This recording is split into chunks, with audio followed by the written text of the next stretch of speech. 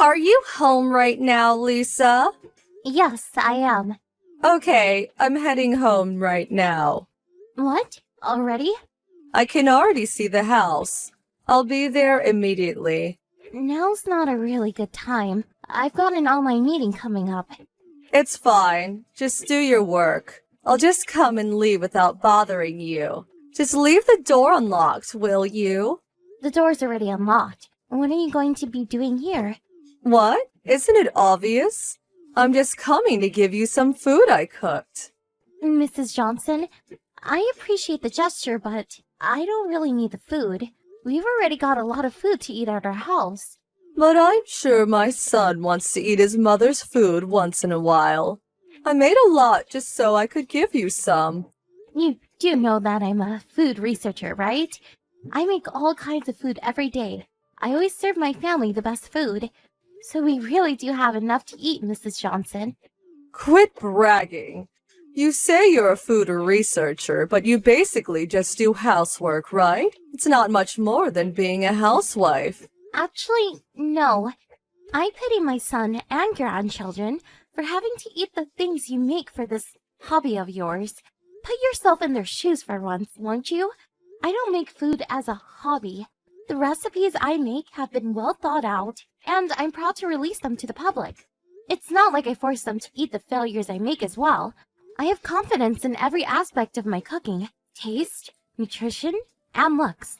Well, they do look good, I guess. But there's no way that they're healthier than old-fashioned food that I make. It's food that my son has been eating since he was born, after all. Nothing tastes better than the mother's cooking. I get it. Leave your food at our house if you wish. We'll eat it gratefully. You should have said that at the start. You really are a strange wife. But please don't take any food from our house, all right? You always take food to eat for dinner, don't you? I already took some. What? You already got here? The food I brought is in the fridge. I took some food in return. You didn't take the salted pork, did you? You mean the big slab of pork? It looked like it was about to rot, so I brought it home. I had it prepared from the day before, and we were planning on eating it tonight.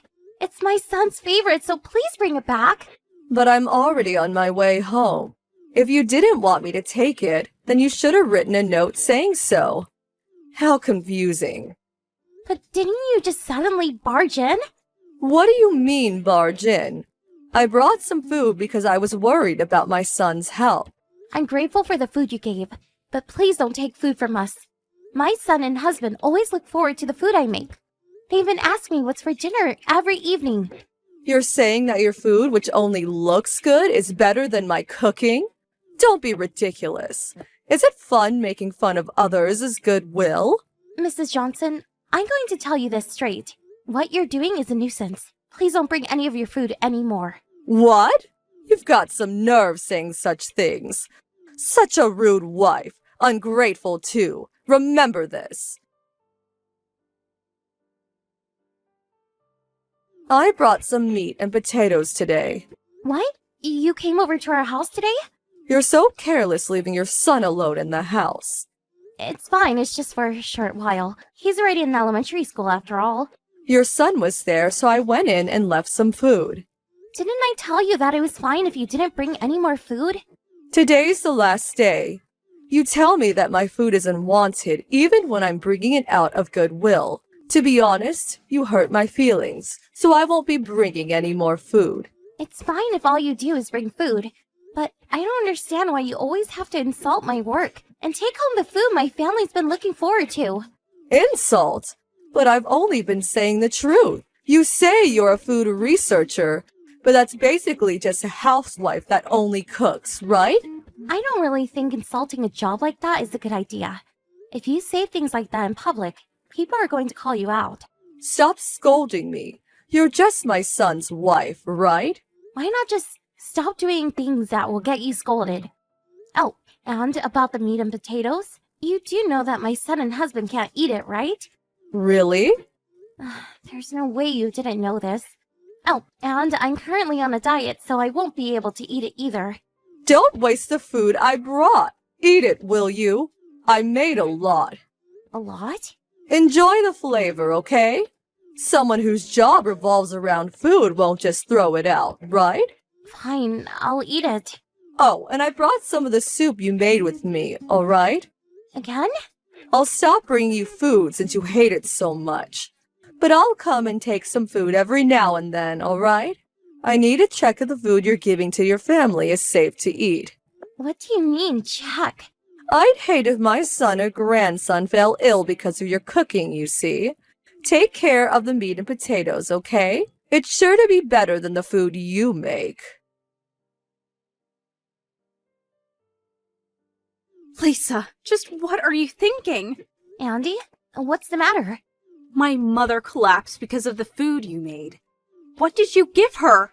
You must have put some sort of poison in there, didn't you? Poison? It's the curry you made.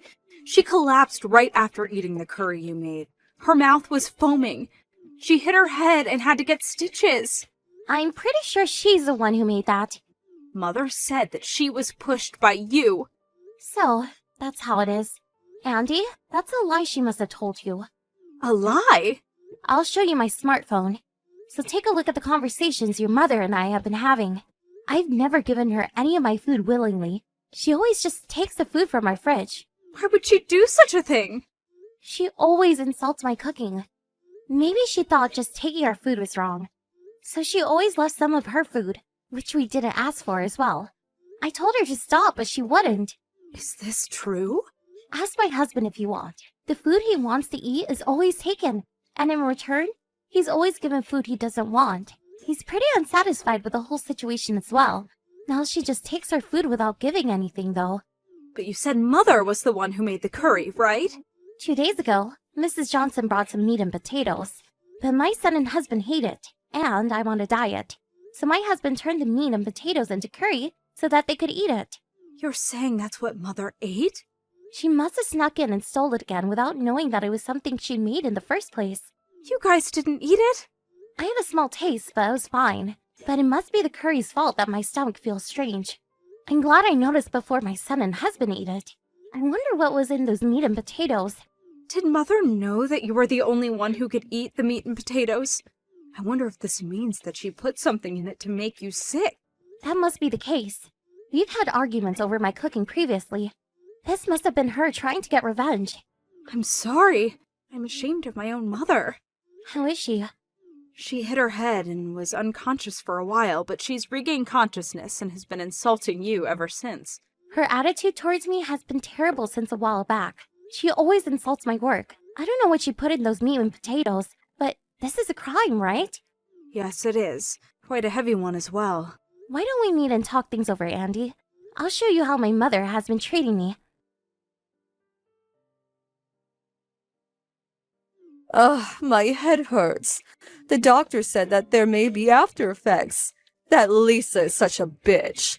I'll have George divorce her as soon as I leave the hospital. What are you talking about, Mother? Isn't it your own fault you collapsed? What are you talking about? It's because that bitch of a wife put some sort of poison in the curry I ate. It's her fault that... But aren't you the one who made it? You still haven't noticed? The curry you ate was originally the meat and potatoes you gave her. What? The meat and potatoes? You forced her to take it, right? No one would eat it, so they turned into curry, she said. The one you stole and ate. That was... I guess it did kind of smell like meat and potatoes. It's so lucky that you were the one who ate it and not them. I'm glad only you were the one who got hurt. What do you mean by that? You know what you did was a crime, right? What if Lisa was the one who got hospitalized? Just imagining it makes me shiver. What is it with you?